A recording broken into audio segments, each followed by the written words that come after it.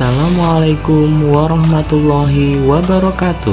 Pada video pembelajaran kita kali ini, kita akan belajar mata pelajaran prakarya dengan materi Teknologi Informasi dan Komunikasi atau TIK.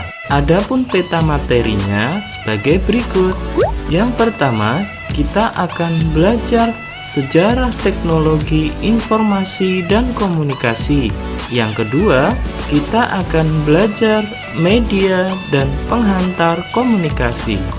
Adapun media penghantar komunikasi dibagi menjadi dua, yaitu media komunikasi masa kuno dan yang kedua, media komunikasi modern. Baik, apakah kalian sudah siap untuk mengikuti video pembelajaran ini? Apabila kalian sudah siap, mari kita simak bersama-sama video pembelajaran berikut ini.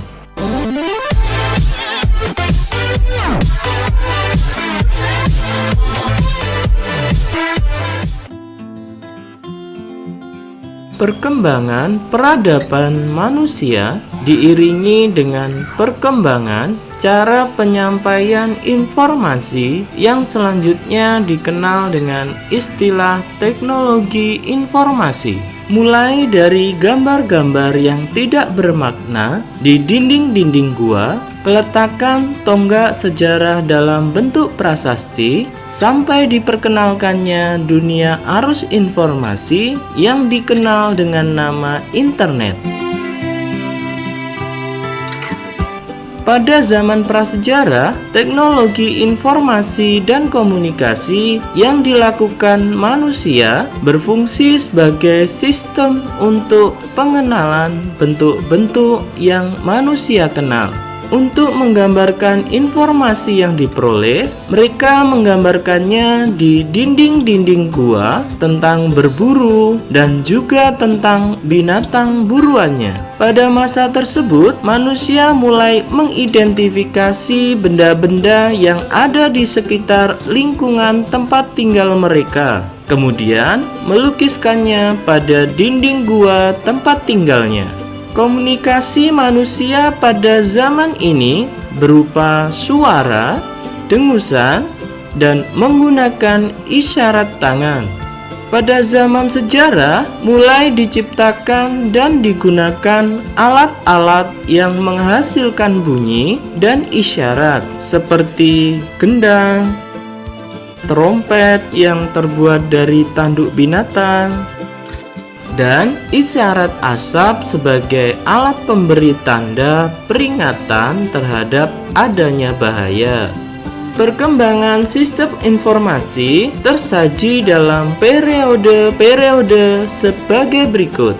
Yang pertama, periode 3000 sebelum Masehi. Untuk yang pertama kali, tulisan digunakan oleh bangsa Sumeria dengan menggunakan simbol-simbol yang dibentuk dari piktografi sebagai huruf. Simbol atau huruf-huruf ini juga mempunyai bentuk bunyi atau penyebutan yang berbeda sehingga mampu menjadi kata, kalimat, dan bahasa. Yang kedua, periode 2900 sebelum Masehi. Pada periode ini, bangsa Mesir kuno menggunakan huruf hieroglif. Hieroglif merupakan bahasa simbol, di mana setiap ungkapan diwakili oleh simbol yang berbeda. Jika simbol-simbol tersebut digabungkan menjadi satu rangkaian, akan menghasilkan sebuah arti yang berbeda. Bentuk tulisan dan bahasa hieroglif ini lebih maju dibanding dengan tulisan bangsa Sumeria. Yang ketiga, periode 500 sebelum Masehi. Pada periode ini, manusia sudah mengenal cara membuat serat dari pohon papirus yang tumbuh di sekitar Sungai Nil.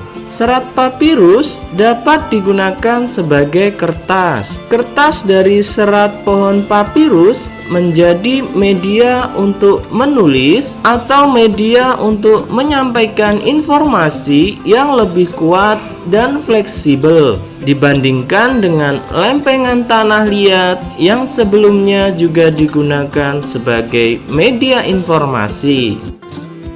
Yang keempat, periode 105 Masehi. Pada periode ini atau pada masa ini, bangsa Cina berhasil menemukan kertas. Kertas yang ditemukan adalah kertas yang kita kenal sekarang.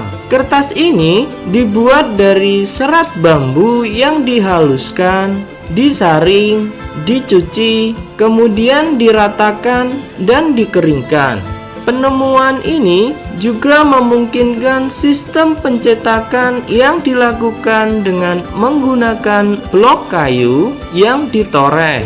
Sistem ini sekarang dikenal dengan istilah sistem cap. Nah, itu tadi sahabat, sejarah singkat mengenai teknologi informasi dan komunikasi. Bagaimana? Kalian jadi paham kan apa itu teknologi informasi dan komunikasi?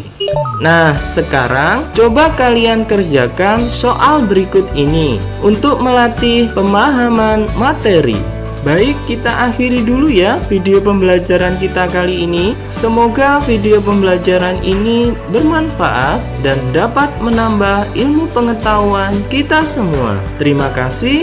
Wassalamualaikum warahmatullahi wabarakatuh.